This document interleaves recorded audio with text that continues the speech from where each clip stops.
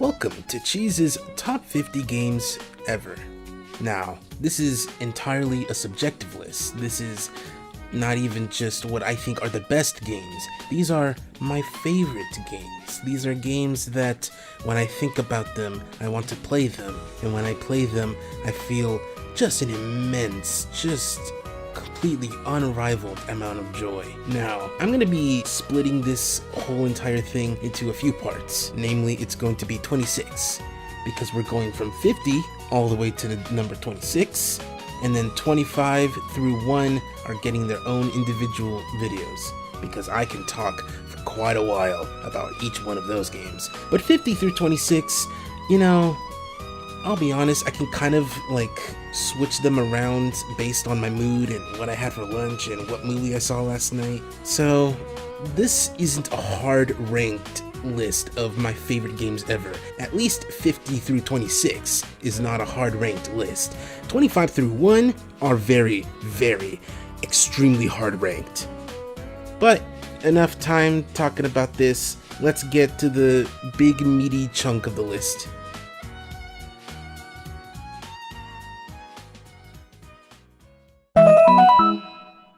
Hey, come on over, have some fun with Crazy Taxi!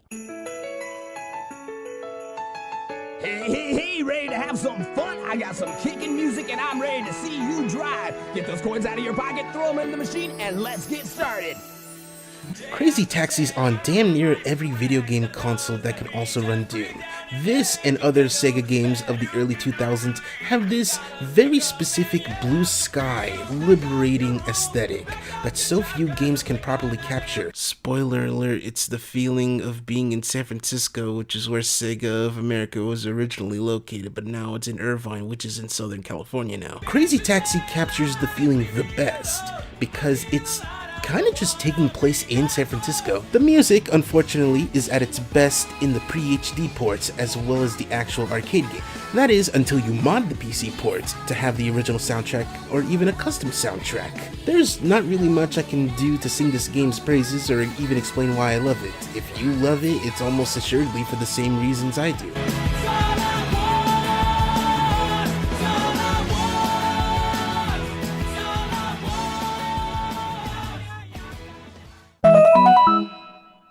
How do you make a game in the overcrowded genre like arcade shoot-'em-ups unique? You make a character a goldfish,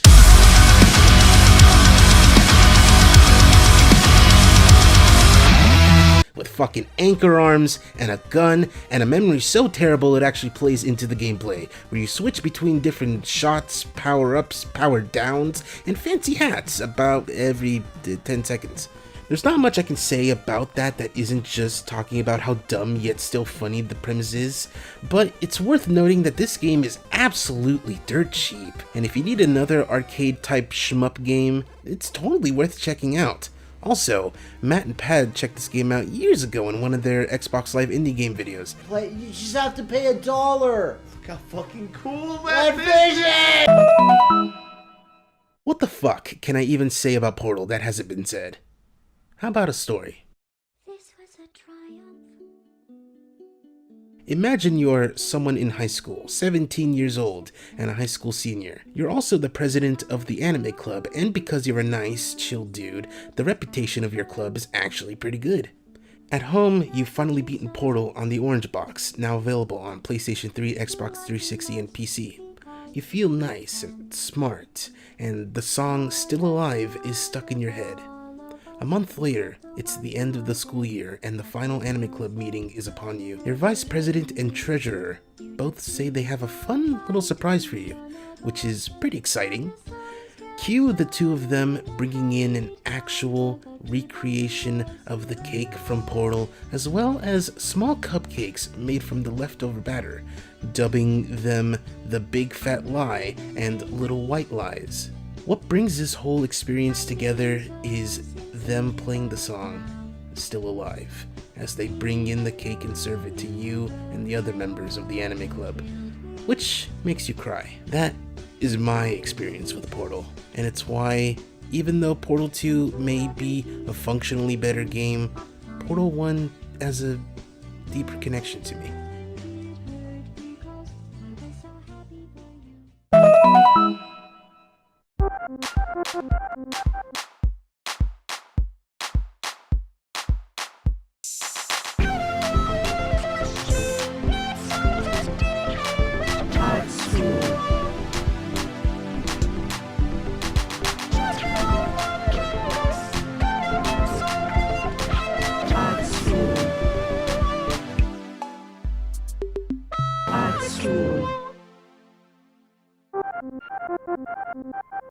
If you've seen my video of me badly playing the game, you know I'm not great at art. I'm fantastic at writing, if I do say so myself, not to toot my own horn, but I just don't have the patience and discipline for art, digital or otherwise.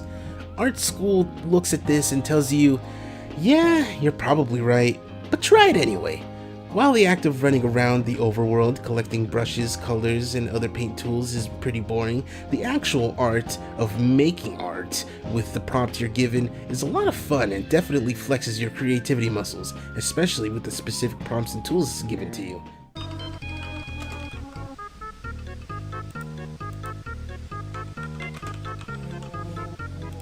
Look upon me and to shit.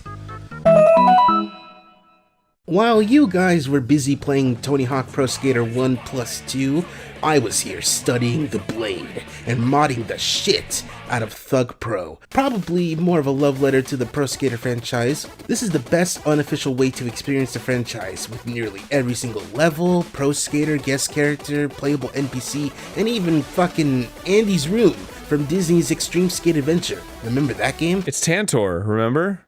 Nope. It's Ryan.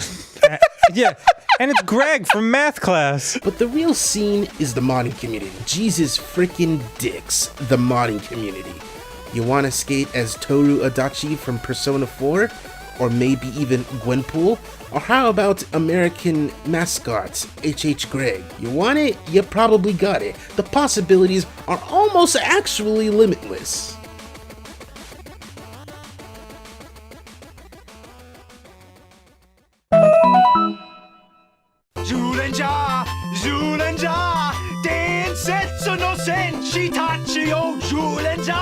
I'm gonna be completely honest, I kinda love Power Rangers. Not even really for the same reason that most people like Power Rangers nowadays. I love Power Rangers and Super Sentai and Kamen Rider and a bunch of other tokusatsu properties for how they're just allowed to be fucking weird and wild. That's part of the reason why I love Battle for the Grid so much. Not only is it a fighting game with a lot of time and effort put into making it actually good as opposed to mediocre like when it first launched, but it features characters from all sorts of Power Rangers media, including fucking Virgil! Okay, he's technically the Quantum Ranger, but come on. Daniel Southworth played him in the original show, and here it's Virgil. Foolishness, Lord Zed. Quantum Reach! Charge! I need more quantum power! Quantum Divide! Quantum Displace! Quantum Divide! Quantum Displace! Finish sequence! I've got a mission. Anyone who gets in my way is gonna be sorry.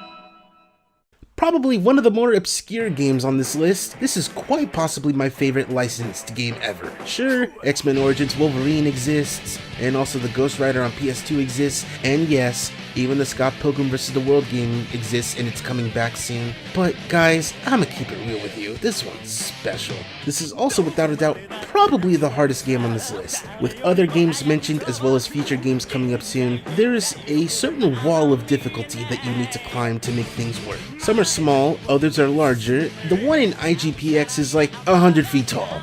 It's a lot to take in, but once you get it figured out, you can totally take on the upcoming challenges, probably. It's the level of challenge I appreciate, as well as the fact that this is the only game that could ever exist of Toonami original anime IGPX, because it captured the formula perfectly, for better and for worse.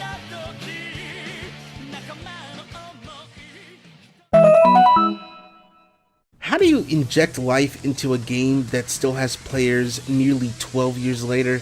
You make a whole ass overhaul mod for it. There's not too much different from Ultra Street Fighter 4 compared to the remix mod. Pretty much every character got new moves, they're a lot faster, and some have completely different inputs. Can you imagine M. Bison being a motion character instead of a charge character? Well, now you don't have to, and frankly, it's kinda terrifying.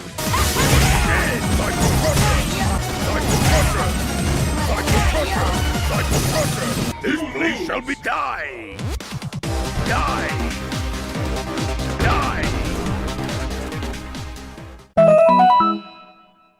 I'ma keep it real with you, I want to love Metroidvania games. Exploring huge maps with a character that feels nice to run, jump, fight as, and help grow into a cooler dude is super appealing, but some just don't keep my interest apart from a few, including Guacamelee. Before anyone asks, yeah, the game is super Mexican culture inspired and I am not Mexican. A lot of people think I am, but I'm not.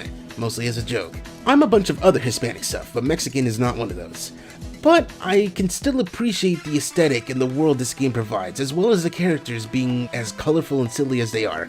Also, the modding community is super cool. You might have seen them in the Super Best Friends playthrough of Guacamelee featuring Willie and Liam. Yo! No, not Zangief. No, not Spidey. Yo! No Bayo. Not one of these characters. Hey! Sometimes you gotta go fast. Whether it's a racing game, a platformer, or a rhythm game, you just gotta go as fast as possible. My game of choice for needing to go fast is Sonic Generations. As a celebration of Sonic's history from the Genesis to Sonic Colors, there's a lot to like about what the game does, from sick remixes of songs that are years and years old, to seeing stages stuck in 2D now being realized in 3D, and vice versa, to even the fact that they included just about all of Sonic's friends. Shout out to Sonic Mania for being the best 2D Sonic game period. It would have been here had I not spent about 60 more hours on Generations and Mania. Totinos, how did you know? This game should be called Mega Man Cross Street Fighter because it was released for Mega Man's 25th anniversary and it's a Mega Man game first before a Street Fighter game. Anyway, Mega Man is one of my all-time favorite franchises in gaming. I was introduced to it at a very young age, and ever since I kinda just ate up every single game, fan-made or otherwise, that is basically just more classic Mega Man. And the crossover it had with Street Fighter is my all-time favorite of the fan games. Not only does it get a lot of details and Easter eggs from Street Fighter in there, it also helps that it's a very fun game to play. Also, and this might just be because as of writing this I still have the older games in my mind, but holy shit, the lack of sprite flickering and the cleanness of the sprites is such a welcome addition. This is a game that, despite being so low res for aesthetic reasons, is absolutely able to be played in HD, in 4K, and beyond even. And it deserves it.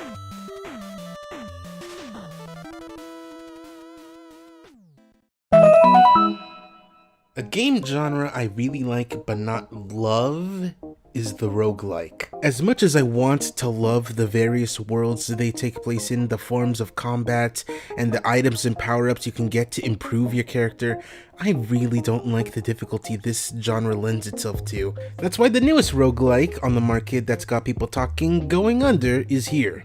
It's simple, it's satisfying, and while it can be tough, it's also very fair. The world is not only simple, it's super believable. There are more than too many startup companies started by random white dudes with a dream and a modest loan of $1 million to the point where the market is more or less collapsing in on itself, and the real casualties are the people who worked for these startups losing their jobs or even worse, while those on top don't even lose a single minute of a good night's sleep. Can you tell both this game and I hate capitalism? Yeah, because we do. Anyway, this game's good. It's got genuinely good modern humor. It absolutely despises capitalism to the point where it can make fun of it with almost no mercy. The characters are written almost scarily well given the subject matter, and there's a dog. Her name's Eclair. Sometimes she can sniff out cool stuff for you.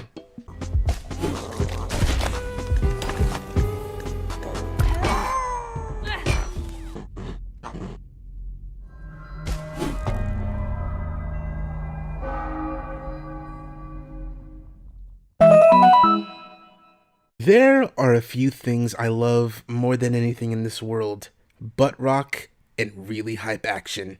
And Metal Gear Rising?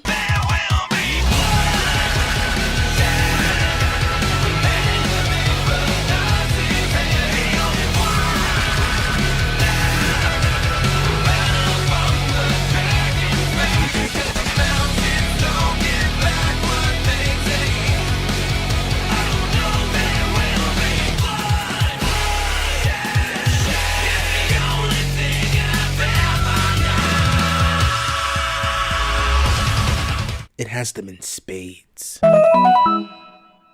The Mega Man X series has always been one of my favorites, but I'm not afraid to admit it dipped real hard in quality, which is why my favorite is the one from before it started going downhill. Mega Man X4 not only has really strong, tight gameplay and graphics that hold up super well even after all these years, but it's probably the one with the strongest story.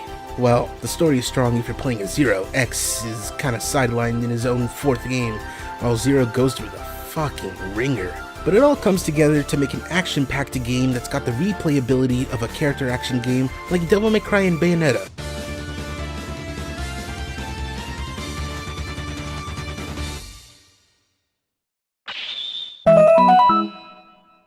What if Katamari had a story? Oh man!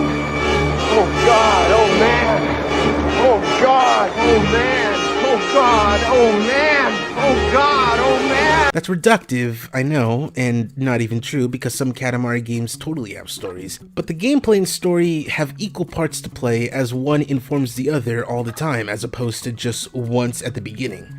Donut County's general aesthetic and sense of humor carry nearly the entire game, and if you don't like one or both of those, boy is this game gonna be annoying for you. But thankfully, it works for me and it keeps me going. It's also a very short game, so if you got some money and like 5 hours to kill, you can breeze through this, barring one part that's a little tough and you can actually lose in. If you play through the game, you know what I mean.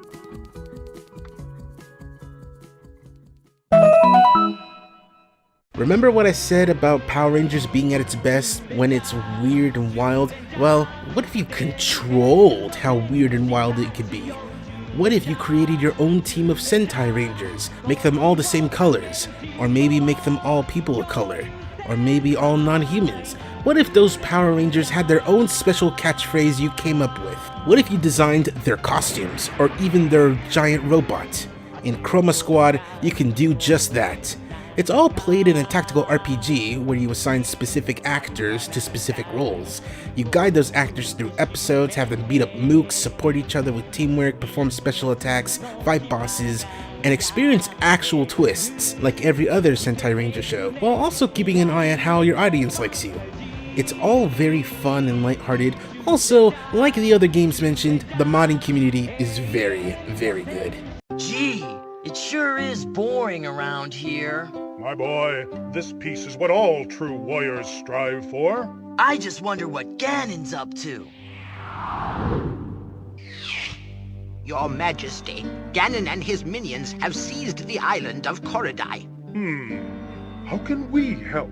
It is written, only Link can defeat Ganon. Great! I'll grab my stuff! There is no time. Your sword is enough. How about a kiss? For luck? You've got to be kidding. Squadala, we are off! I've always had this one-sided love for puzzle games. I love them. They didn't always love me back. I have so much fun, but my poor brain just can't keep up sometimes. I gotta have something else going on to keep my focus in between puzzles, otherwise I just lose interest. That's where Honey Pop comes in, to keep my interest for more than 3 puzzles at a time. A combination of a match 3 puzzle game and a dating simulator, this game pulls no punches when it comes to the writing. Characters are realistically shy, flirtatious, smart, bitchy, and just seem like actual people. It makes the whole experience of the dating sim actually worth going through. It'd fucking suck if the writing was bad. Q is cute, Belly is my waifu, and Aiko is best girl all ears. Puzzle games, motherfucker. Puzzle games. That was actually really nice. Thank you. God, I wish all my first dates went this well. The first 100% free game on this list, Princess Remedy is a character that absolutely deserves to have her face plastered everywhere, apart from Slap City. By the way, y'all should play Slap City. Princess Remedy in a World of Hurt is deceptively simple with its ZX Specky aesthetic, but the gameplay is a little bit deeper than normal gamers would expect. You heal people in the form of shooting pills and other healing items at enemies, representing various aches, pains, and illnesses, and you get power-ups when you win and explore the world.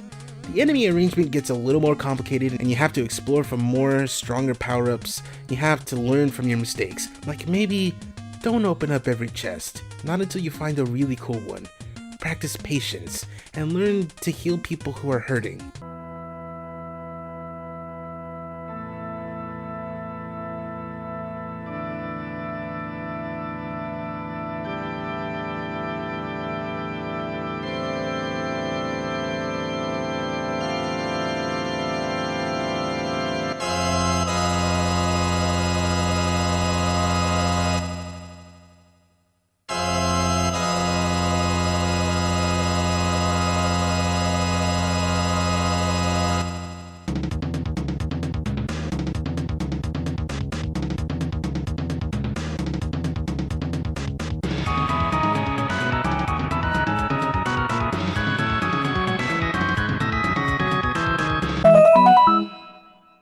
Alongside Princess Remedy, this is another classic style indie game that's super free right now on Steam. You play as Chelsea, the world's first artificial monster girl, and you gotta go from stage to stage collecting money, saving fairies, and fighting off the pirates who stole the money. The world, despite how simple it is as a fantasy setting, is teeming with monster people, and they make this game just a delight to go through, especially Chelsea, who's this adorable little shitlet of a chimera child, ready to fight whoever and whatever. Anyway, y'all should play this game. I'm in it.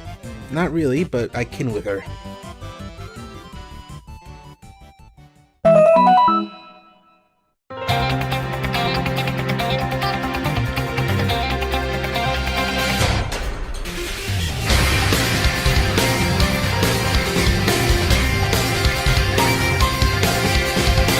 My familiarity with the Touhou franchise kind of begins and ends with, wow, these character designs are fucking rad and this music is fucking cool. I was more or less introduced to the series in like 2012, but even then I stuck with the fan games mostly. The first fighting game, whose name I will put right here in the video if I remember to do that, and both the Touhouvania games, or Komajo Densetsu. The name Touhouvania is kind of self-explanatory. A Touhou platformer with the aesthetic and gameplay reminiscent to Castlevania, the first Komajo Densetsu is pretty good, playing as this weirdly serious looking Reimu alongside your summons Marisa and Cyrano, and gameplay more like the first Castlevania. The second game has you playing as Sakuya, which has gameplay more reminiscent of Symphony of the Night, but only the combat, not the massive amount of customizable weapons and items.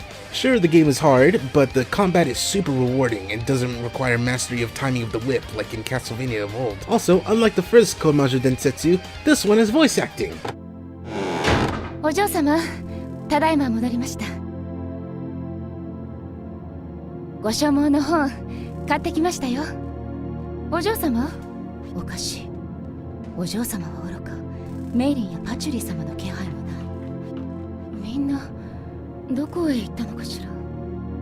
どこへ行ったのかしらね。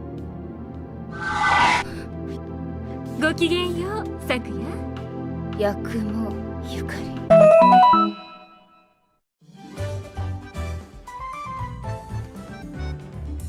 Kirby is my goddamn fucking shit, dude. Sorry for the language. I love Kirby more than I love most people, and Star Allies is probably the most Kirby game around. You eat, you absorb powers, you make friends, you work together, you fight off eldritch horrors. It's all a very fun time. Sure, it was lacking in content when it released, but now it's got plenty of stuff to play around with, alone or with friends. Please play with friends, it's not as fun by yourself. Oh man, 8-year-old me was in for a rude awakening. Flashback to 2004. I go with my mom and sister to visit my sister's dad's side of the family in Virginia. This would be my first time I'd ever taken a plane. Alongside a portable DVD player for us, my mom bought me a Game Boy Advance SP as an early Christmas present, alongside Sonic Advance 3 and Mega Man 03. Immediately, despite not having any experience with the previous games, I was enthralled with Mega Man 03. The characters, the music, the aesthetic, the frantic and fast gameplay, all of it invaded my mind and has lived rent-free for a long, long time. What helps is my knowledge of the classic series and the fact that the villain of 03 was an XB of Dr. Wily, as well as a passing familiarity of Mega Man X's version of Zero. It's kind of funny, I get invested in the series right when it's in the middle of the overarching story, but right when the story and gameplay is arguably at its best. Plus, Omega Man.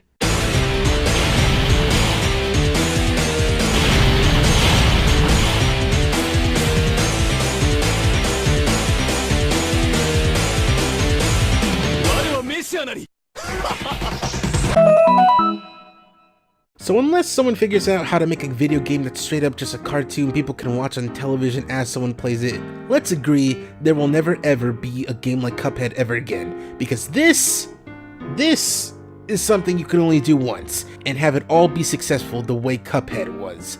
This cheeky little fucker is the new face of a goddamn whole-ass multimedia franchise, and some guys just did that. Sure, it cost them a ton of money and 2 mortgaged houses, but they're fine. They'll just have to never do this again.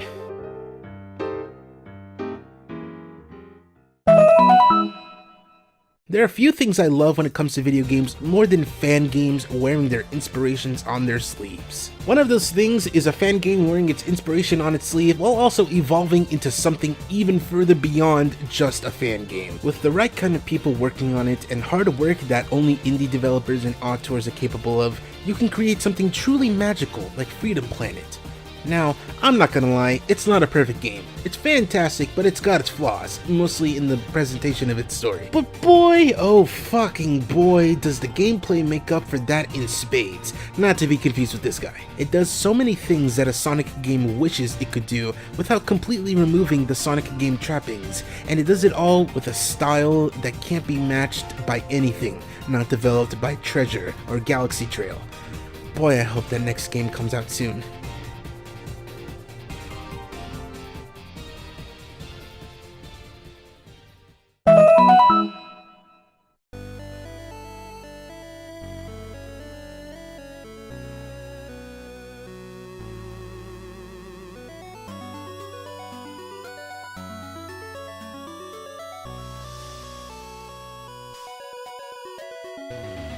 You are eyed, this onion-headed lad.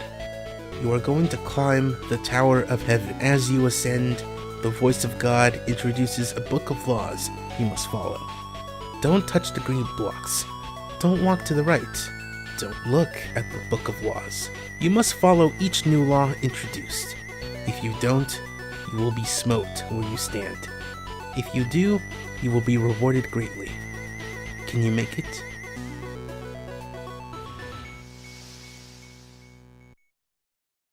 In all seriousness, this is a game that absolutely speaks to me. The aesthetic of classic Game Boy with a fucking banger of a soundtrack. No wonder this turned into a stage in Super Smash Land, which turned into a stage of Rivals of Aether. It's a short but incredibly difficult game that deserves your attention.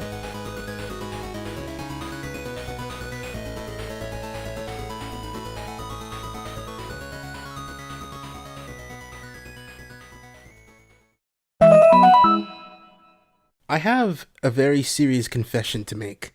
It's something I haven't really told anyone yet, and rather than letting certain people know one at a time before getting comfortable and telling the world, I'll skip step one. I am a filthy weeb.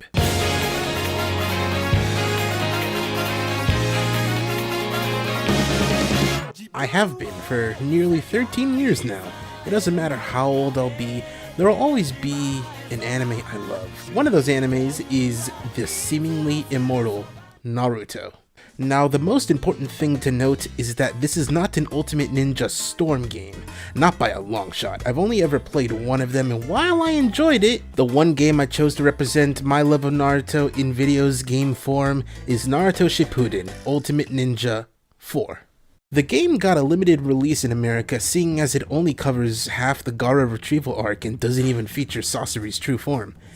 But the story is not why it's here on my list of favorite games. This game has an actually pretty good combat system requiring maintenance of your chakra for techniques, dodges, and even transformations.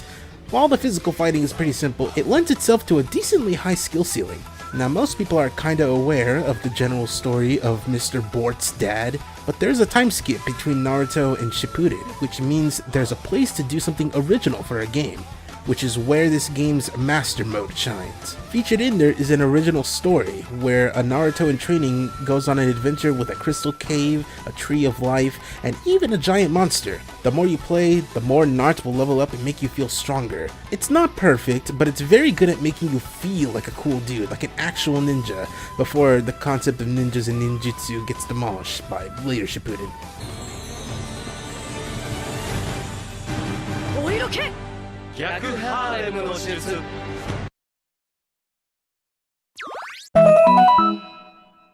Back in 2012, I got my very first personal computer, a laptop that was for community college, that was very, very simple, not really something made for gaming. It could handle Team Fortress 2, but that's the most it could handle outside of other potato-friendly games like pre-PS1 emulations and various Touhou games. But in 2014, 2 days after my birthday, a new game came out, one that promised hours of retro-styled gameplay with a good-ass soundtrack, simple controls, and plenty of DLC to come. That game was Shovel Knight.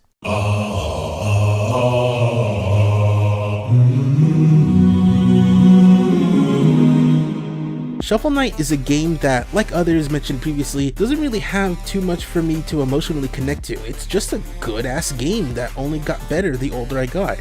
The original Shovel Knight, later named Shovel of Hope, is fantastically designed and creates a big, interesting world for the player to interact in with other adventurers that prove to be a challenge in combat. And it tells a very good, simple story with the basic stage-by-stage format of old NES games. The first DLC campaign, Plague of Shadows, adds some much-needed characterization to a very one-note character in the original game, and completely remixes the gameplay to fit this character who realistically shouldn't play like Shovel Knight. The same is true for Spectre of Torment, which follows Spectre Knight, and quite possibly has the best story of the lot. King of Cards is probably the biggest DLC update, which follows King Knight wanting to become the king of games. Not joking. But the game didn't finish with updates with that, because there's also Shovel Knight Showdown, a brand new battle mode that's akin to Smash Brothers but simpler but also more chaotic with 4 players. All of this together makes Shovel Knight Treasure Trove one of my all-time favorites.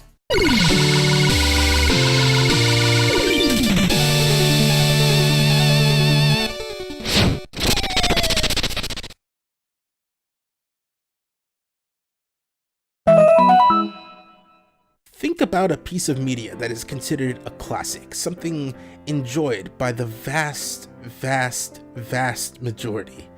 Now, imagine the sequel to that piece of media that lots of people enjoy, but not as much as the first. Now imagine you're me, someone who enjoys the second Katamari game more than the first one. Sounds like an awkward position to be in, but hear me out. Katamari Damacy is a treasure, something that made the world a better place with its existence, and I love it to absolute bits. It's silly, fun, and a really unique concept that made people all over the world say, "Oh, Japan, you so weird," much to my annoyance. But it's not my favorite of the series. That title belongs to We Love Katamari. Structurally, it doesn't do anything different from Damacy. You still roll things up to make stars, planets, and other heavenly bodies. What makes the two different is the reason why you roll things up. In Damacy, the king of all cosmos kinda goes apeshit and says, "Hey bro, you gotta fix this shit. You make all the stars and planets and shit. Later, loser. I'm gonna go bang your mom now." We Love does things differently by having you go up to people and hearing them say different variations of, "Yeah man, Katamari Damacy is great. Absolute wonderful addition to the family. Taught my kids how to read, taught my wife how to love, and helped my cousin kick his coke habit. It's the best. Do you think you can roll up a Katamari with some shit in it for me?" That doesn't sound like much different from the first game apart from the sucking of Damacy's pee-pee, but what makes the end result different is what you roll up. Damacy had very specific things to roll up for specific challenges and constellations, but We Love does that and runs with it just a little farther, with my favorites being rolling up as many flowers as possible and also rolling up fireflies to get brighter. Also, and this is pure subjectiveness, but the soundtrack is much stronger in my opinion.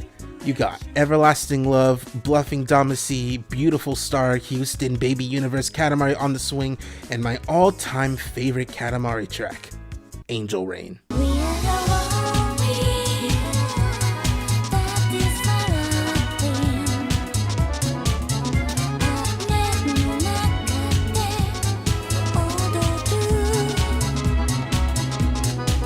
In the end, like a Katamari, we shouldn't tear each other down, but build each other up so we make a bigger, more beautiful galaxy where we inevitably become bits of star stuff.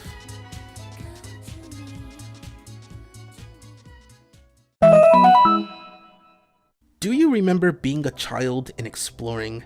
Not exactly going out into the forest or jungle on your own, I mean like discovering things about places you grew up in, looking around your backyard and seeing what creatures inhabit the small area, exploring the nearby brush off the side of the freeway, discovering the throne of a fallen king. Very few games can really truly capture the feeling of going on an adventure as yourself, rather than an established character. Some would say that an Elder Scroll or a Fallout would be their game of choice for adventures as you, but for me, I gotta go with Dragon Quest IX, Sentinels of the Starry Skies. While games like Elder Scrolls puts you in the shoes of an adventurer that knows how to do the adventures and just needs to break out of prison, DQ9 has you play as a literal fallen angel and setting off on your very first adventure to find out what caused great harm to you and your fellow Celestians in the observatory. Along the way, you create your own party of fellow adventurers, but they're not main characters, they're just mercenaries that you either recruit or create from scratch and then recruit. What the game lacks in main major characters, it makes up for in solid gameplay in the combat and a world that really lets you get immersed. This is classic-ish Dragon Quest at its best, and I will not hear anything about it. The way you can create the adventuring party you want is unparalleled. You can go from a ragtag group of nobodies to a group that can destroy any threat. Also, if I had the time to finish it, this spot would probably go to a Dragon Quest XI, but I don't have the time to play through a game of that size and magnitude.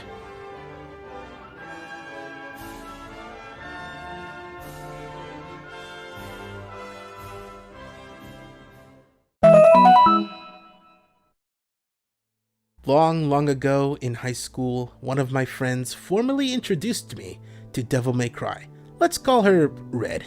Not that one, or that one. She had pretty much every game and I played through them in chronological order, which was a mistake because it meant playing 3, then 1, then 2, then 4. But whatever. The moment I fought Virgil for the first time in DMC3, I was hooked forever. I was one of those people who totally believed that DMC had good gameplay, aesthetic, and lore, but the general stories are actually pretty bad.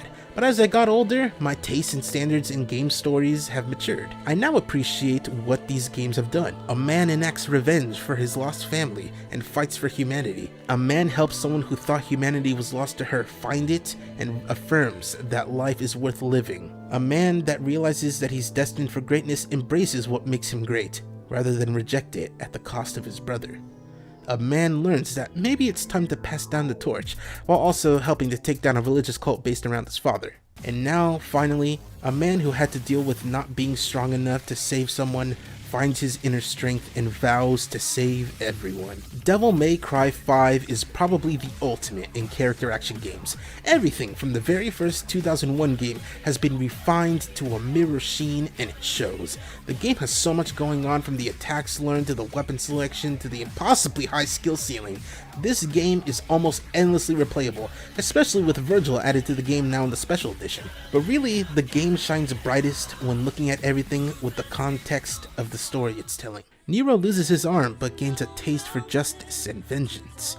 Dante finally 100% embraces his demonic heritage and becomes even stronger than before. Virgil loses his humanity to become even more powerful, while never finding out until later that humanity is what makes him strong. 3 men find what they're looking for after all this time, and it only took 19 years. Do you remember the first time you encountered death?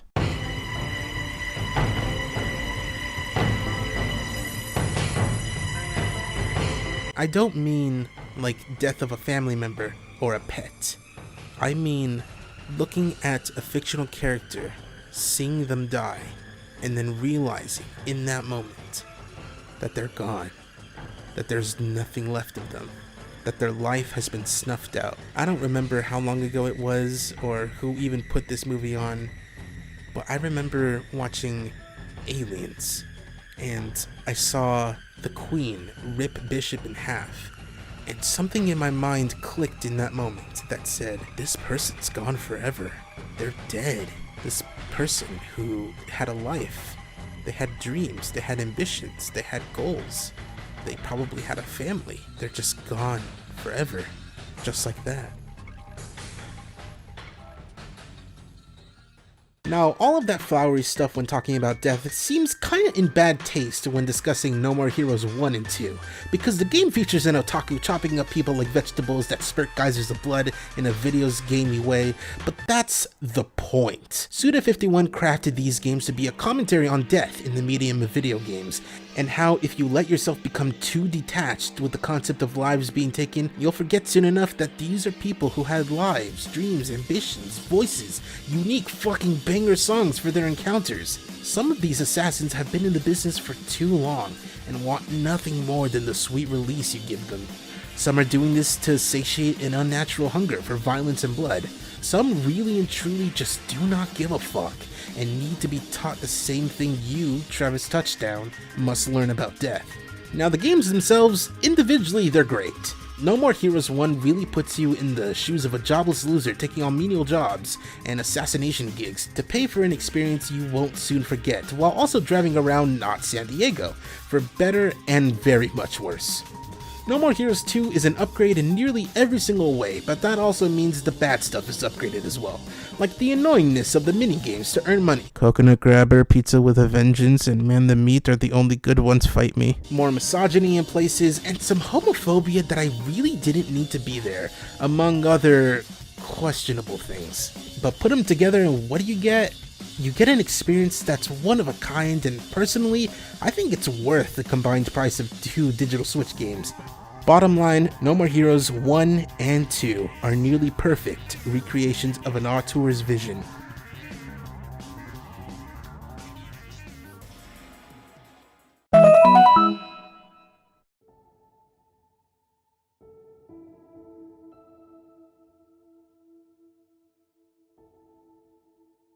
My first panic attack hit me when I was 14. I was a freshman in high school, and it was band class. I'm flighty and forgetful and aloof now, but I was way worse back then. So the clarinet I was renting suffered an injury, and I told the teacher about it. She said it was fine as long as I had signed some insurance form she gave me weeks ago. I didn't, and she understandably got pissed and sent me to the office. Her words that struck me like a knife, ripping my chest open, still stick with me. This makes me not want to trust anyone. Devastated, literally inconsolable, and having a legitimate panic attack, I didn't know what to do. I called my mom through intense sobs and tears and was sent home, emotionally compromised to Kingdom Come. Little Cheez was never the same.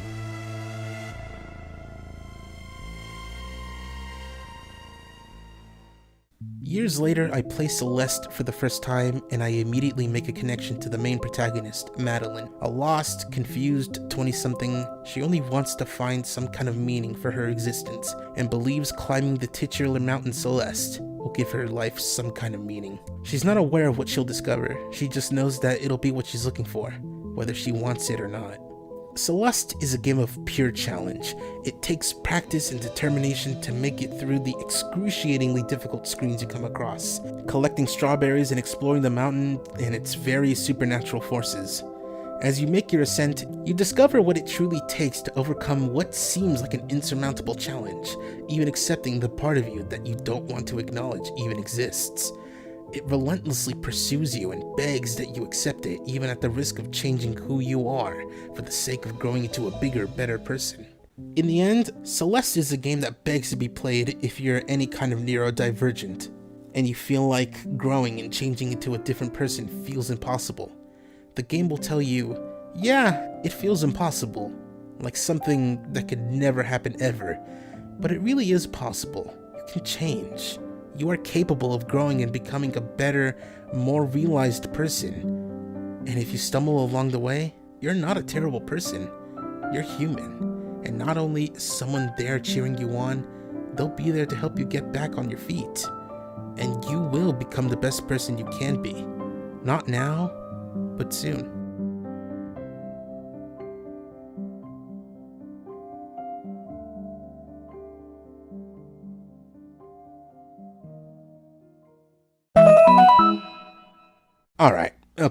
Alright. This is gonna be about Super Smash Bros. Ultimate. You know why it's good. I know why it's good.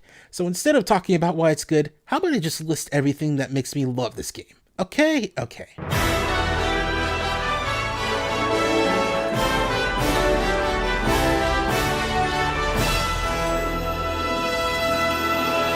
Many years ago, I lived with my dad for a year, for reasons I can't disclose, they're not important. What is important is that one of the games I play while living with my dad that's stuck in my mind is the original Super Smash Bros. On Nintendo 64. Words cannot even express how blown my 6 to 7 year old mind was when I saw Mario and Pikachu fighting each other, and now you're telling me there are more characters that can fight each other? And that was with my lack of knowledge of franchises like Metroid, Zelda, F-Zero, and Earthbound. Ever since then, I devoured pretty much every other Smash Brothers game I can. Whenever I saw a GameCube, I immediately played Melee, a Wii Brawl, a Wii U, Smash 4 especially. I would have never developed any kind of interest in series like Xenoblade, Final Fantasy, specifically 7, and especially King of Fighters / Fatal Fury.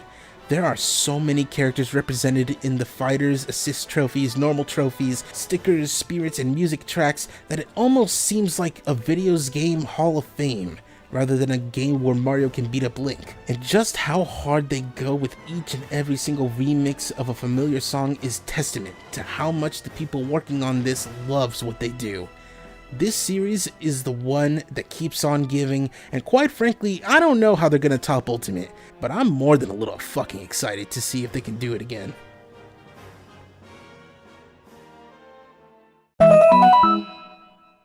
This is less me talking about my favorite Pokemon game and more me defending my choice. It's Ultra Moon. Hey, no one cares!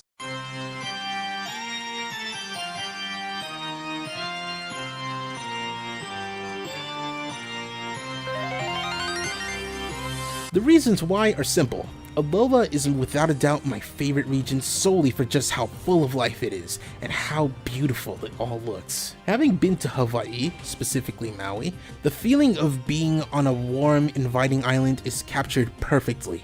Sure, the tutorial is absolutely ungodly, but that's more fault with the fact that the passage of time makes fools of us all, and soon we will give way to entropy while the new generation thrives. The selection of Generation 7 Pokemon, while not all good, the majority are at least memorable and someone's favorite.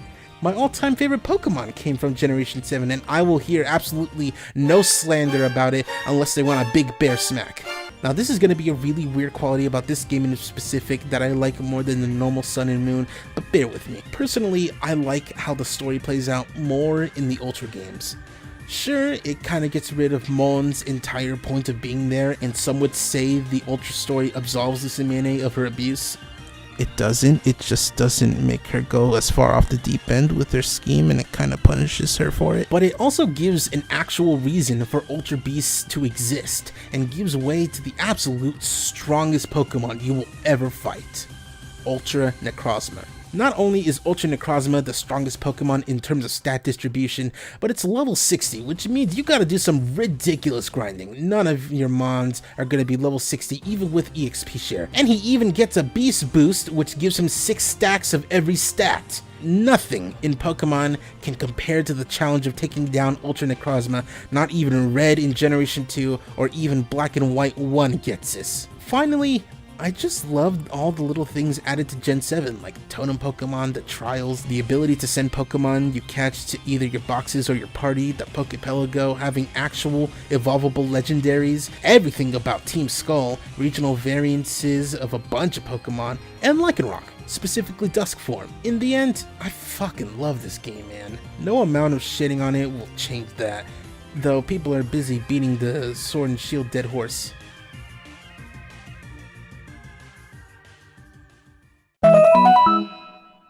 When you think about media that fully embraces what it is, what do you imagine? When it comes to movies, I imagine Kill Bill 1 and 2, acknowledging that they're movies made up of other movies and running with it. When it comes to television, I imagine Over the Garden Wall, which uses its limited time as a miniseries to tell a cohesive, meaningful story. When it comes to games, the only game that can really take its medium of video game and do everything it can to embrace that it's a video game for the sole purpose of entertaining the player, I can only think of Saints Row 4.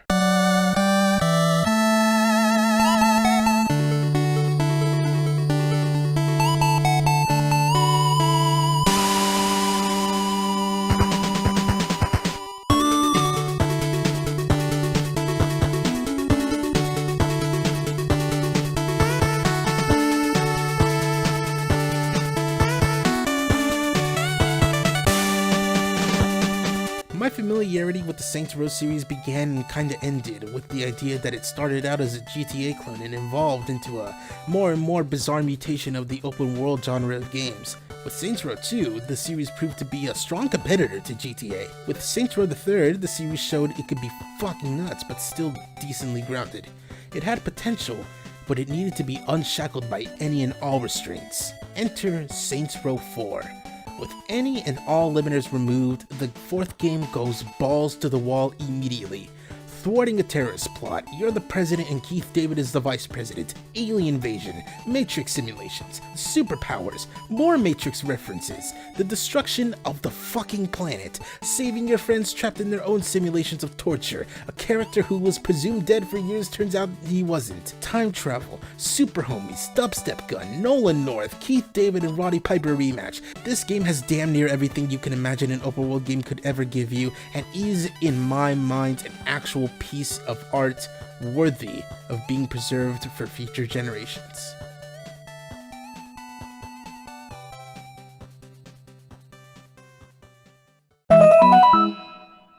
When you think of cyberpunk as a genre, what comes to mind?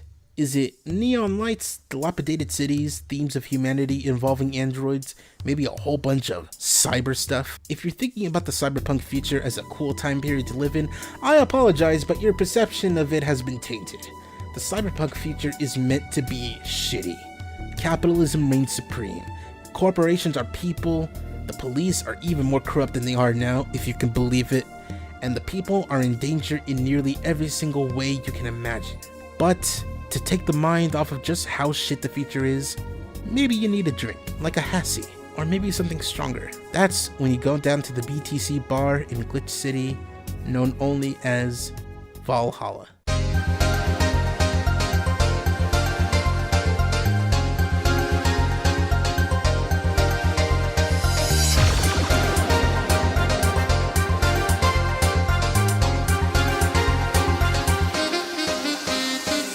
Valhalla is something of an odd duck in the cyberpunk gaming genre. Unlike your Deus Exes or your Snatchers, you're not someone fighting for a new future. You're not some kind of revolutionary using your abilities to right the wrongs in Neo-America. You're just a bartender, Jill Stingray. And all you gotta do is serve drinks and listen to the clients you receive. Sometimes they just want to shoot the shit. Sometimes you receive some serious news from someone who has their ears to the ground in high places. What makes Valhalla a much more special game than other cyberpunk games really boils down to the writing and characters. There is a world that opens up when you talk to more and more people who come in, and you learn about many different things, like the military police force, a hacker entity, android idols, gene-spliced cat people, and worst of all, people cosplaying Yeek unironically. In the end, it's not a story about Glitch City, Neo-America, or even the world. It's a story about Jill. It's a story about Gillian. It's a story about Dana, Dorothy, Alma. It's a story not about the future, but the people in it, and how even when the world is shit, you can always count on friends to make your time there a little bit better.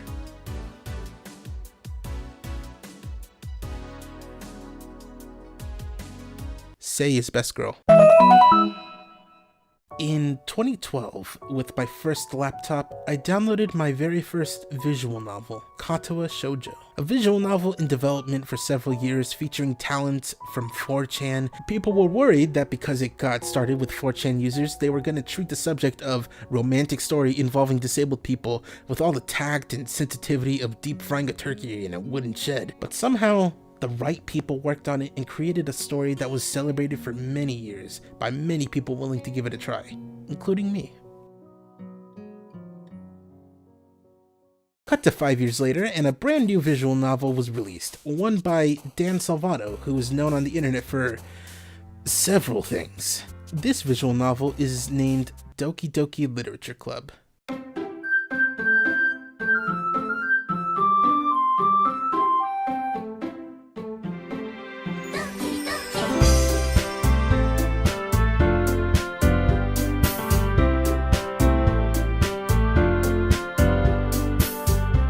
Now, on the surface, you might think, what the fuck is this?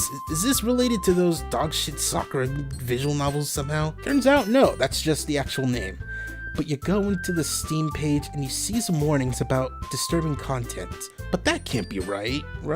Whatever. If you somehow haven't played the game yet and also have not watched a Let's Play on it, I will not talk about any spoilers, but believe me when I say that this story is one of the most well-written ones I've come across in recent memory. Seeing these characters interacting with you in these specific ways, showing legitimate humanity you wouldn't expect, these characters show affection, rage, fear, depression in ways that other visual novels are too scared to show. This game makes you fall in love with the setting and characters, and when you're feeling too comfortable, it ends.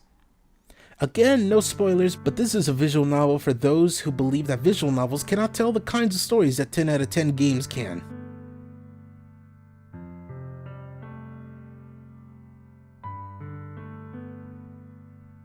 Sayori, best girl. Cross Sneak Plus is a game that really can't be talked about for long.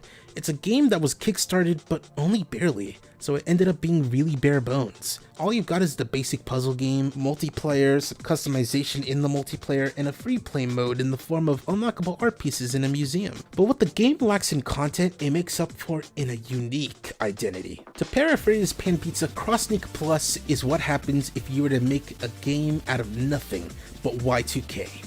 Sleek backgrounds, lots of white, rounded and colorful character designs, and lots of Japanese looking text. But what makes this game a favorite is the identity it shaped for itself. It could have stuck with unique puzzle type game, but it cultivated itself into a unique puzzle type game made by artists for artists.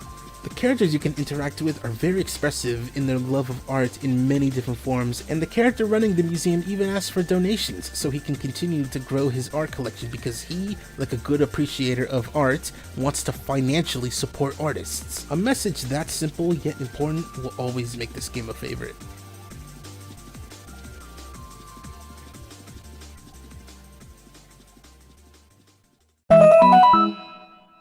What's a game genre you love, but for the life of you, you cannot get better at?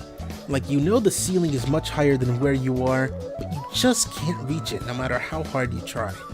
Some people say it's fighting games, others say it's first-person shooters, but for me it's rhythm games. Some rhythm games end up having too many mechanics or a too high skill ceiling that prevent me from feeling like a cool music person. But one of the few that really lets me feel cool about doing the music timing thing is Parappa the Rapper. 2. The first game is iconic for its fun songs and quirky art style and memorable characters and literally nothing else. This game has aged like wine-flavored cheese. The sequel not only has a much more fun and silly story, it's without a doubt got better songs and even better gameplay with more freedom in how you can express yourself, which works a lot better with songs that are this fucking good. Fucking listen to this.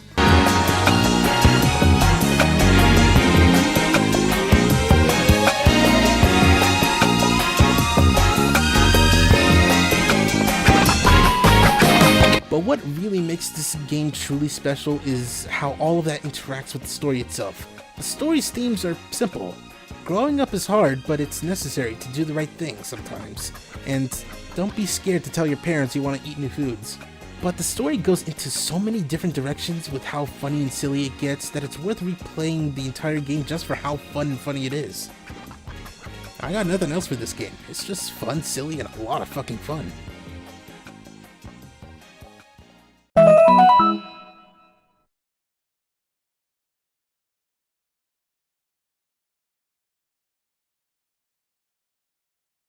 Alright, full disclosure, this one's about The Missing, J.J. Macfield and the Island of Memories. Now, you should play this completely blind, and I can't talk about why I love it and why it means so much to me without going into spoilers.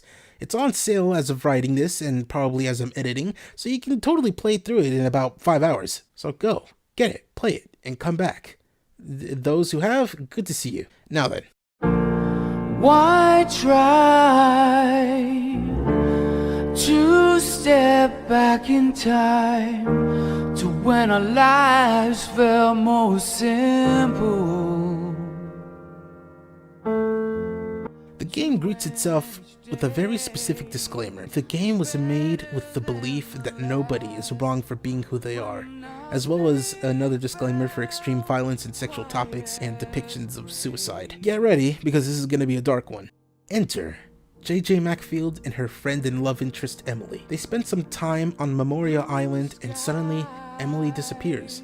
On your way to search for her, you suddenly die and become resuscitated by a moose doctor, and suddenly you're given the ability to reconstitute your body from any kind of horrible injury. With these newfound abilities, you go and look for Emily, collecting collectibles, avoiding these horrific razor blade wielding enemies, and finding out what's happening in this island that makes it like this. Okay, so actual spoilers are coming now, so if you still haven't played, do it now.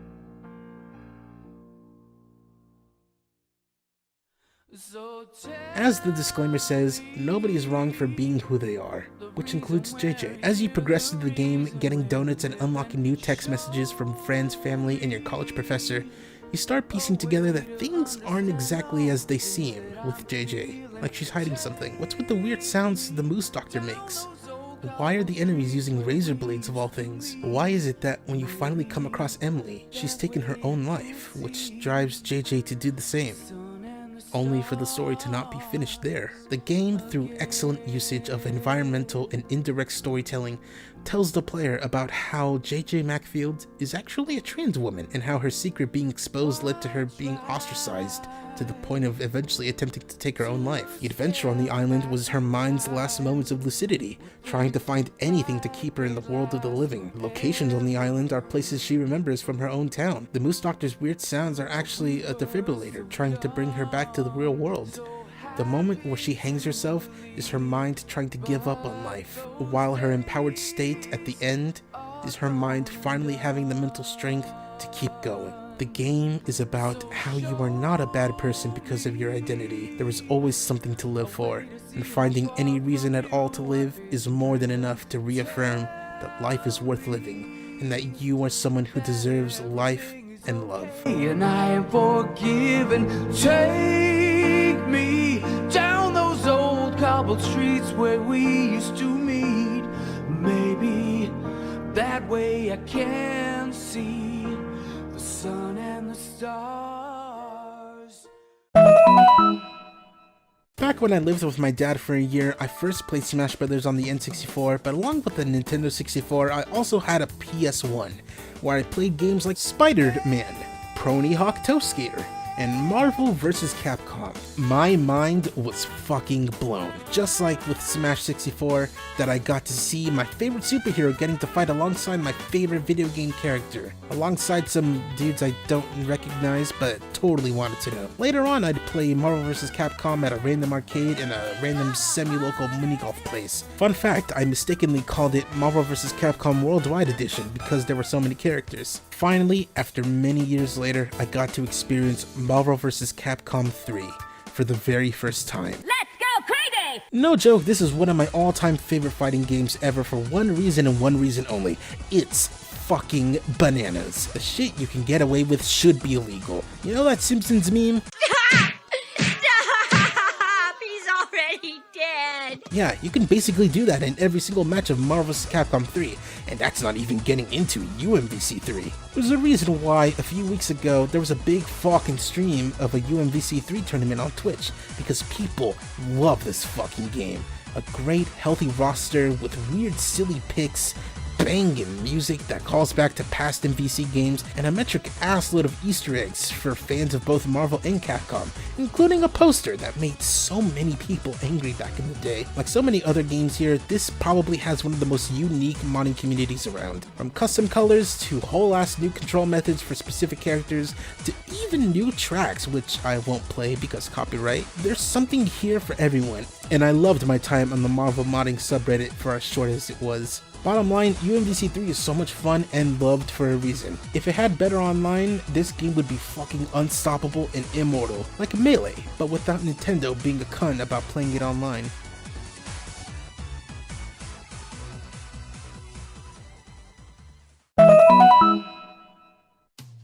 Alright, so I made a video about why Bayonetta means a lot to me, and those reasons are pretty much unchanged. To summarize, this game is basically Hideki Kamiya going apeshit, with what he wants in a game and just putting everything in there, from different gameplay sections to different but appropriate Sega tracks to even the level design. Bayonetta is quite possibly the most perfect auteur game ever, but Bayonetta 2 removes some things that make Bayo 1 special, but refines the original product until it shines like a whole cave full of diamonds. Bayonetta 1 revolves around the titular Bayonetta, trying to figure out who she was, where she came from, and trying to find the meaning in her own life that she barely remembers. Bayonetta 2 is about her risking everything just to save her sister slash best friend slash girlfriend slash wife, as well as the rest of the world. It's a much more simple story, but with its simplicity, we get context and details we didn't ask for, but we're actually much better off knowing, as opposed to not. The combat is also probably at its best ever. Sure, it's not Devil May Cry 5, but it's not trying to be. It's much more polished and easier to string together combos while looking absolutely fantastic. But if you're really still into the Bayonetta 1 style of combat, you could easily unlock either Jean or even this spoiler character to get your fix while also giving yourself a bit of a challenge. If you love strong, hot ladies fighting angels, demons, and gods, both Bayonetta games are the ones for you. And I think if you still get a new copy of Bayonetta 2 for the Switch, you still get a download code for Bayo 1, so go do that if you haven't.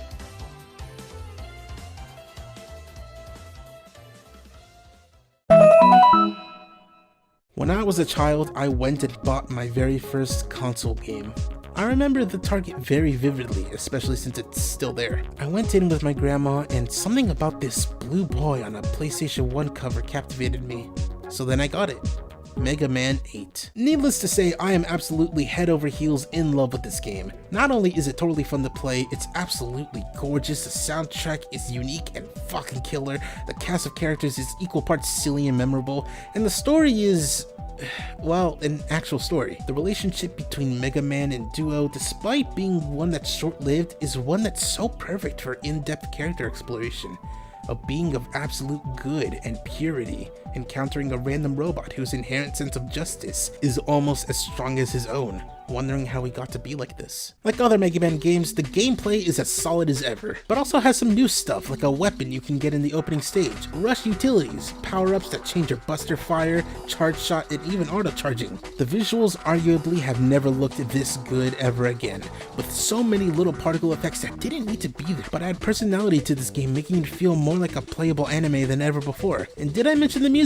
Because like other Mega Man games, not only is the music fucking amazing, this might be my personal favorite Mega Man soundtrack. So many stage themes, menu songs, and even cutscene tracks can convey so many emotions with just how they sound. And yes, I mentioned the cutscenes, let's get that out of the way. Yes, the English dub cutscenes are hilariously badly acted, but I honestly think there's a certain charm to them, like the cutscenes in Mega Man X4.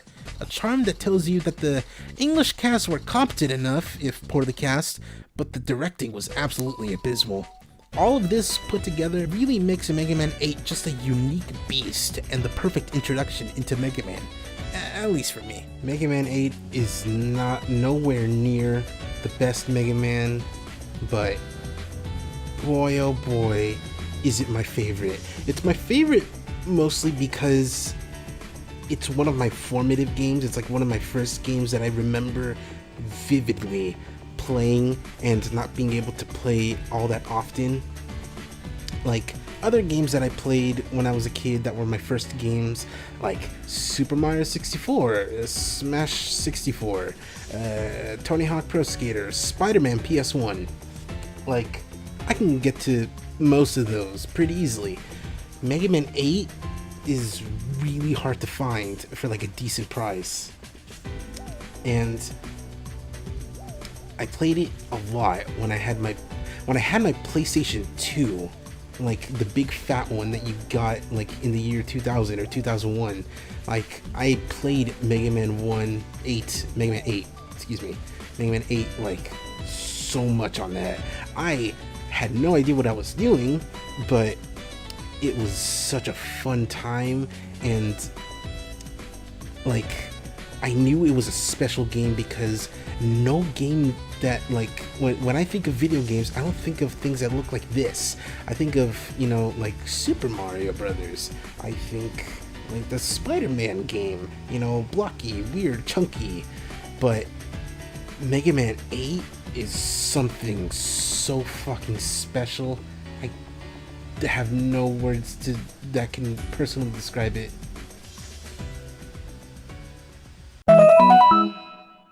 Do you remember the first time you were into DBZ? I remember I was just a wee babby of like 5 or 6, and I watched it all the time on Toonami and on VHS. The weird music of the Ocean dub, which would later be replaced with the super early Funimation dub. Watching Goku beat up Saiyans and the Ginyu Force and Frieza, I was hooked forever.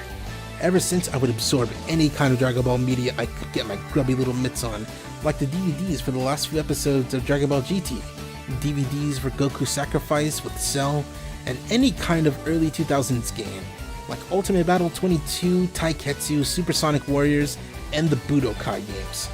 But real talk, the only one worth talking about is Budokai 3 because not only is it my favorite one, it's the only good one.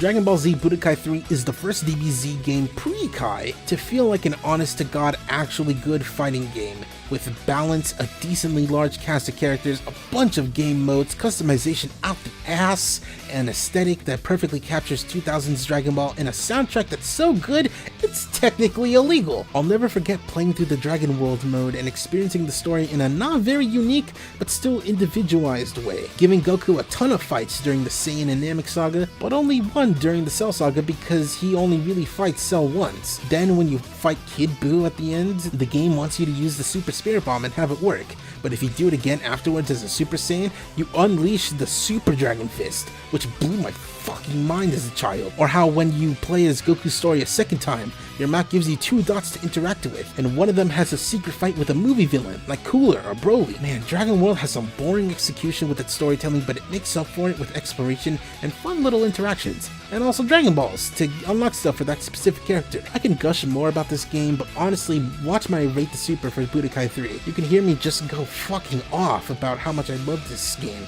in a much less restrained way. And oh, it's got the Ginyu Force logo in there.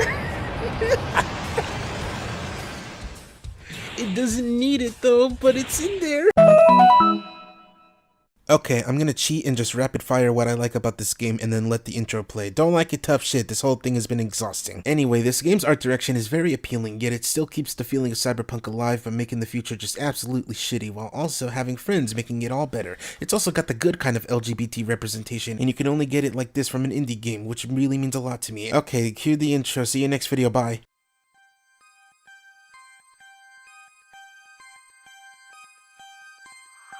Neo San Francisco, 2064 AD. The world thrives on a constant flow of groundbreaking technology. Cybernetic augmentation and genetic modification allow the repair and enhancement of almost any part of a human body. Millions of people jack into virtual worlds every day to work, play, and connect with one another with advanced brain-to-machine technology. Easier access to genetic modification leaves hybrids walking the streets, looking less human every day. However, some can't keep up with the fast-paced changes around them. They say that ROMs, now commonplace thanks to Parallax, are leading humans to a place where we can never come back, losing the survival skills that we have relied on for millennia. Relationship organizational managers are compiled with virtual intelligence and can seem human-like in their interactions. But despite the marketing hype, at their core, they are only brainless machines. Organizations, like the Human Revolution, seek to slow the relentless pace of progress, fearing that unchecked technology will make us lose the very things that make us human.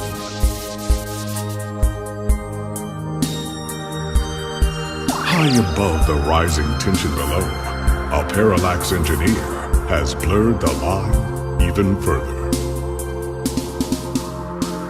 And with this, humanity's destiny will be altered forever.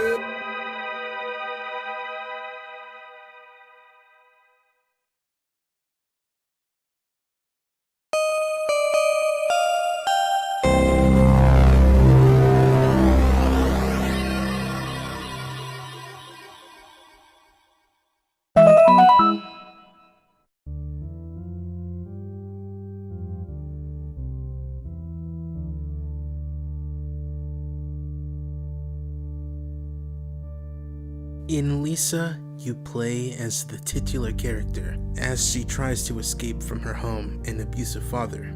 Though you can physically escape, you cannot psychologically escape, and you must solve puzzles to really, truly get out.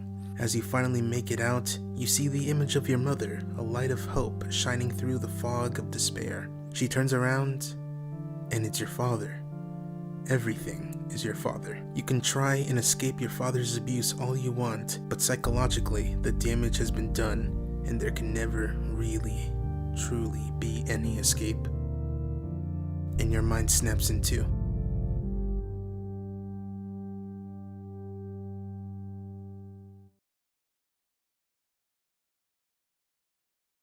This is the beginning of the Lisa trilogy, developed by Austin Jorgensen of Love Brad Games. Though the games are called Lisa, the girl, Lisa, only shows up in the first game, as the sequel, Lisa the Painful RPG, shows what happens after Lisa takes her own life. The Painful RPG stars Lisa's brother, Brad Armstrong, living in a post-apocalypse where only men live and there isn't a single woman to be seen, except for a single baby he finds, one that he names his little buddy. As the years go on, Brad and his friends help raise Buddy in secret, making sure that the scum of humanity aren't made privy to the existence of a small girl. But one day, she's taken, and you have to figure out who took her and why, though that part becomes obvious. This game, without a doubt, is the darkest entry in this list of favorite games, but it also has levity. The game is kinda blatantly inspired by Earthbound in the humor and the world building. This post-apoc is full of the kind of weirdos and perverts you expect from a lack of women, but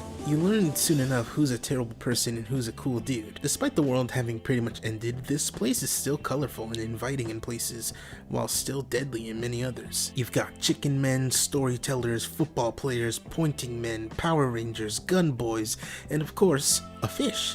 In fact, you got two. Finally, the third game, Lisa the Joyful, follows the last girl on Earth, Buddy, in her own adventure, and I won't say anything else because it's one big spoiler adventure. What makes this game trilogy special to me is that it's a story of depression, addiction, pain, joy, and laughter. It's the story of how the death of one girl leads to what seems like the end of humanity. No game on this list of favorite games gets as bleak as these do, but there's always something around the corner to make you laugh and smile before punching you in the gut again for putting your guard down. There's something special to be said about seeking media that makes you feel sad, trying to play a game or watch a movie that makes you feel like shit, like you don't really remember how it feels to be sad, and you just gotta feel it again. I appreciate Lisa the most for making me consistently sad every single time I revisit it.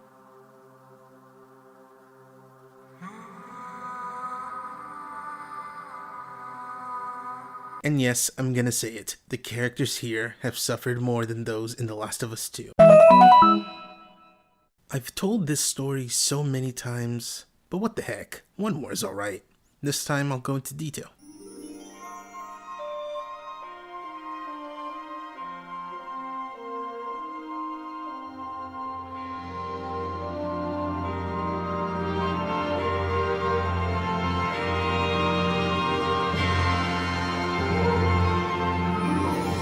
Long ago, in the distant year of 2006, I see commercials for a game featuring Disney and Final Fantasy characters with music by Hikaru Utada. It was called Kingdom Hearts 2. The commercial was so inviting and captivating, it didn't matter to me that it was a sequel and I didn't know the story. My mom bought it for me and I had the absolute most fun with a video game I could ever have. The music was spectacular, the visuals were mesmerizing, the gameplay was as tight as Hank Hill's urethra. It all amounted to a video game experience I could never forget. Fighting Sephiroth, crafting Ultima Weapon, seeing the secret Birth by Sleep ending, getting 100% in Jimmy's journal. It was, in my mind, the closest thing to perfect a video game could get.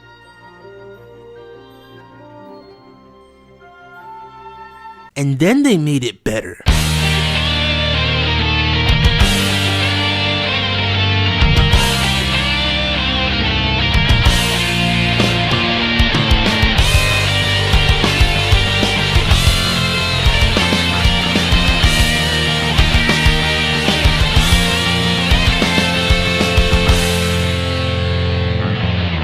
Hearts 2.5 Final Mix, without a shadow of a doubt, is the best Kingdom Hearts game, period. The gameplay is as tight as ever, even with the slight tweaks. The music is even better being fully orchestrated. The visuals, being as close to the good kind of HD as possible, are even more amazing to look at. And the extra content makes sure that even if you played the original game as a tiny little babby child, you have something new to look forward to. I can't really say anything to sing this game's praises any more than I already have or even could.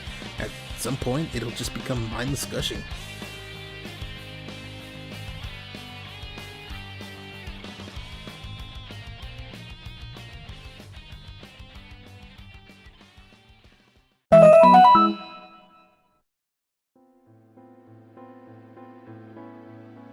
The year is 2014. I'm 19, turning 20 in the following year, and I have my first job. I'm miserable. The job is physical and intense. Every single day I come back home and I just find myself sitting in my room, depressed and waiting for the next morning so I can go back to work. When I finally made enough money, I began procuring a small collection of video games that wouldn't break the bank, and for a system that I already had experience with, the PlayStation 2. One game I played and knew it would mean a lot to me is none other than Persona 4.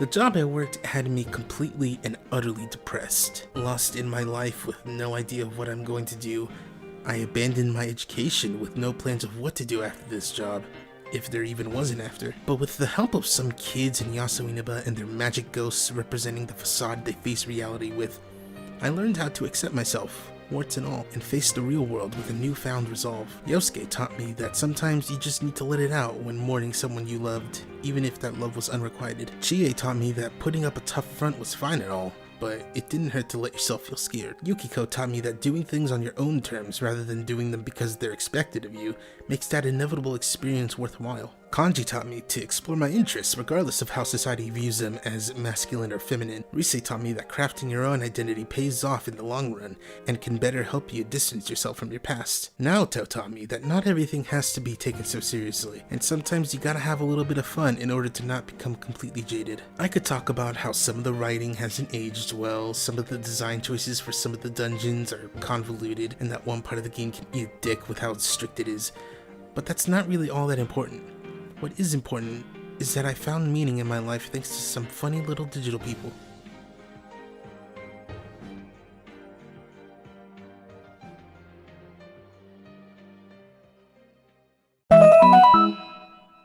What can I even say about Undertale that hasn't been said? Seriously, anything I can say has already been said, and I want my own personal experiences to be shared, but it's a game that everyone's already played. I tried saying something personal about it, but it didn't resonate with anyone at all. Fuck it. Undertale is familiarity and comfort. It's coming home from school early because you felt sick and feeling your parents take care of you. It's a big gulp of tomato soup on a cold winter day. It's going on your first date with your best friend. It's greeting the newest member of your family. It's seeing family members playfully arguing. It's seeing someone you know and love who's normally friendly and cheerful eventually snap. It's seeing someone coming to grips with their own mortality and not knowing what to do. It's attending the funeral of someone you don't know well, but you know it means a lot to other people. Undertale is the feeling of being home.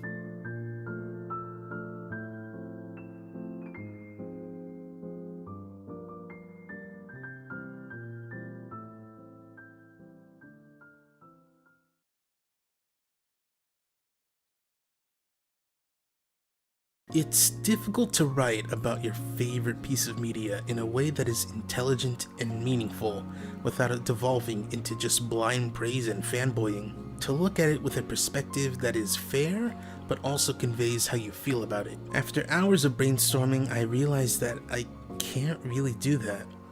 The only real thing I can do is discuss the feelings I felt when playing this game and what caused them.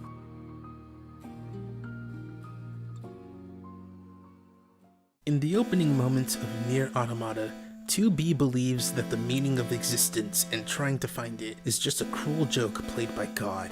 someone she hopes to kill one day. This sets the tone for the rest of the game in ways you couldn't possibly imagine.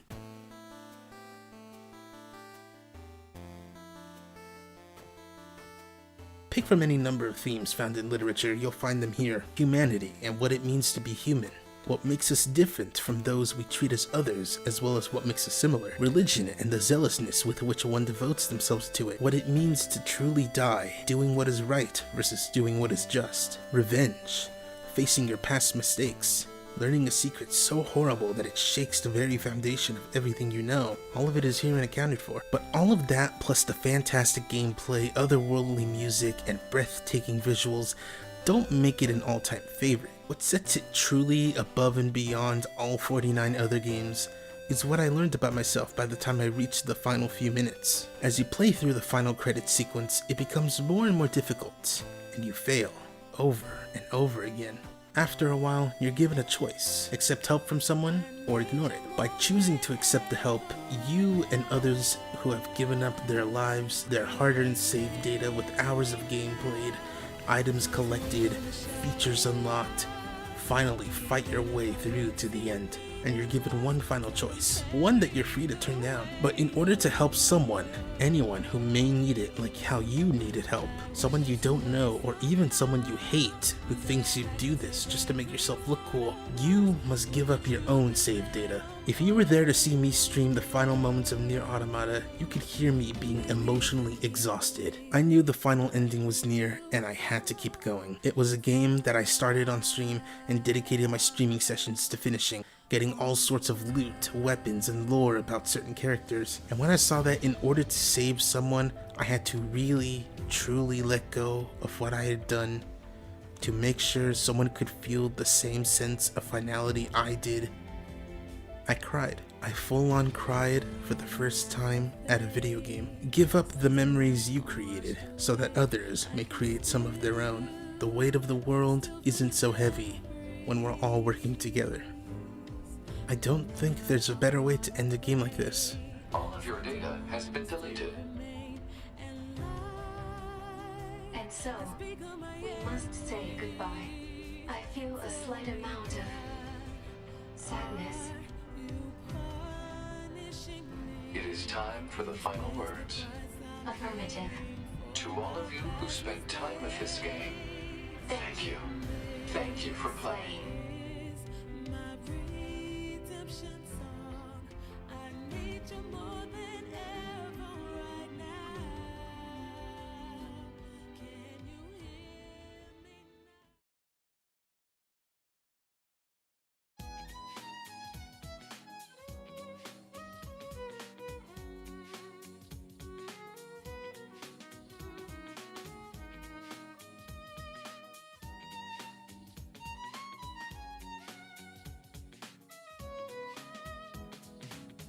Guys, thank you so very much for watching all of these. Even if it's just one person watching each and every one of these videos, it really means a lot knowing that someone somewhere is paying attention to my content. I couldn't ask for any better microscopic community, honestly.